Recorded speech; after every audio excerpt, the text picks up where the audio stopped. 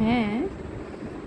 তুমি জানো আমাদের দেশে ঠান্ডা পানীয় খাওয়া নিষেধ, গরম পানীয় খাওয়া নিষেধ। কারণ ঠান্ডা পানি খাইলে হয় হাঁচি, আর গরম পানি খাইলে হয়, আর গরম পানি খাইলে হয় জ্বর। এজন্য আমাদেরকে নর্মাল পানি খাওয়া উচিত। ওকে।